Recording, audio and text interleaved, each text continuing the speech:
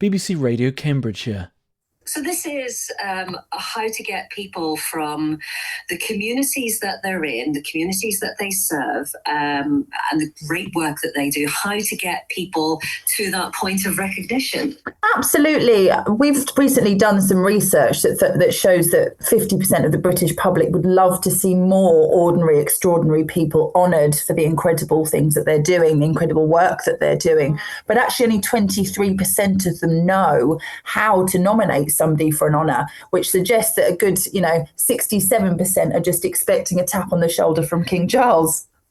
Yeah, it's that old chestnut, isn't it? The palace can't dish out the MBs and all of that unless they know about the stories from our communities across Cambridgeshire and across elsewhere. This is it.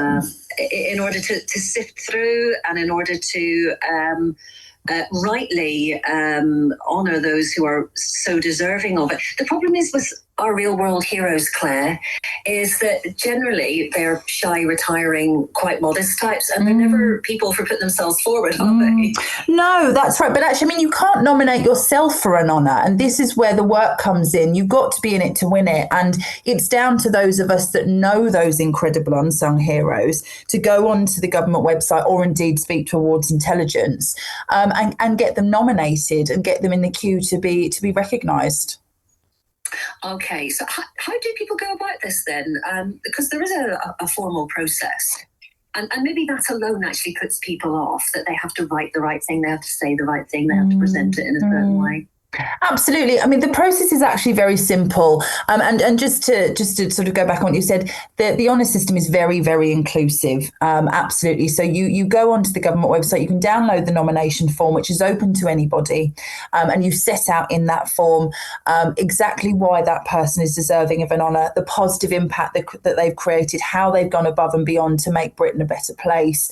And you set that out in the form. Then you submit it to the Honours Secretariat on the website, and then it goes off to the specialist committees, and they then decide if you are to be honoured, what level of medal you receive as well. And anecdotally, I know of situations where people have had an official letter and they thought it was a joke.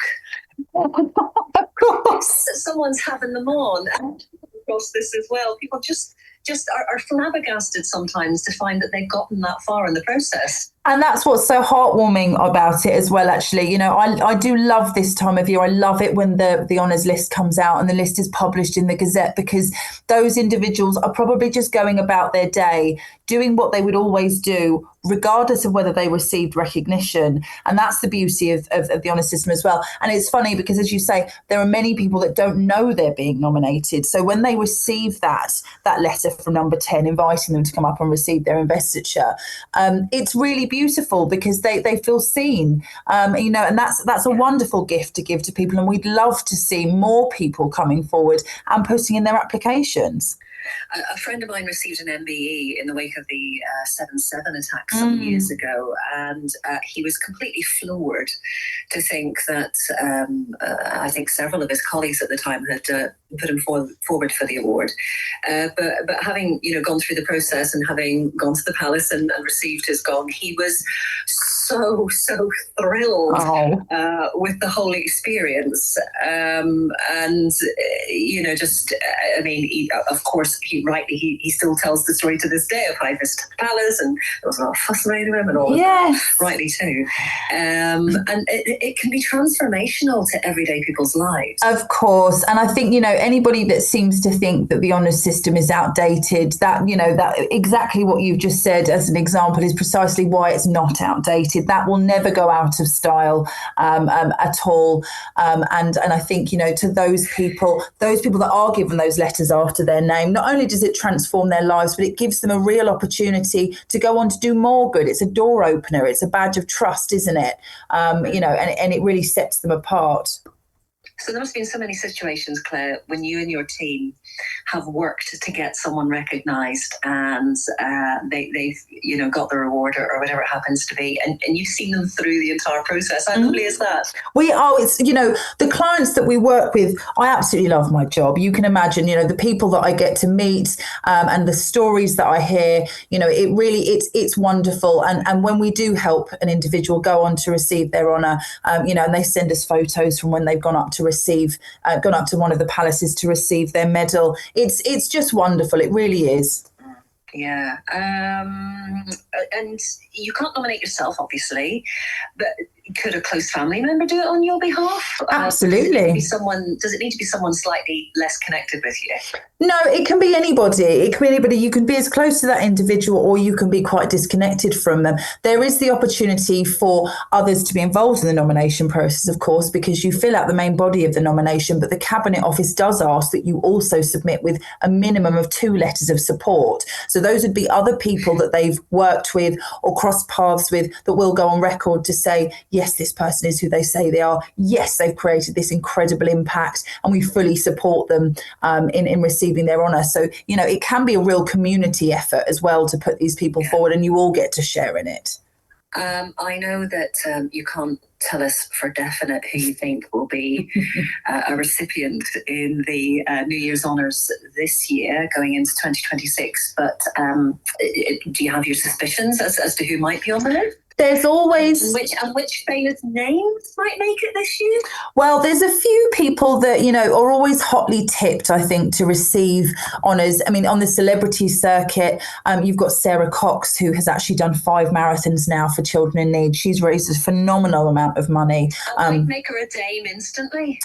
She's wonderful. Is it too late? Is it too late to nominate her for this year?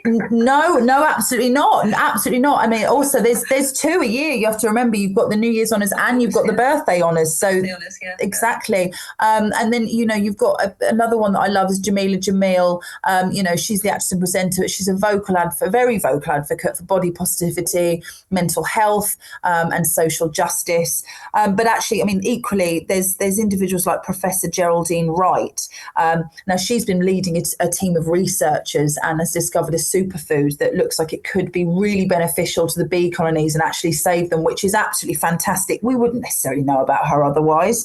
And then you've also got Dr. Victoria Rose, Dr. Graham Groom, the 2 incredible surgeons that packed up their practice here in the UK, and they've gone out to the front line of Gaza to help those out there. So, we do love to sort of speculate around this time of year as to who should get them, but it's difficult because there's so many. Yeah, and talking slightly less officially here, Claire, do you feel a bit like a fairy godmother at this time of year? Well, not quite so much. We can't ensure that you receive an honour, but what we do love to do is put you in the best possible position. We save you an awful lot of time. I mean, as you can imagine, honours-worthy people tend to be fairly time poor. So what we love to be able to do is support anybody who would like to go on to put a nomination in, don't have the time, but know that this person absolutely should be put in front of those honours committees. Okay, so anybody at all listening, if you know someone who really is a good egg and really is worthy of this, just know that you can do it. You can mobilise others in support to do it, and you never know that person that you know who's been quietly and probably quite diligently for years just doing what they do. That's right.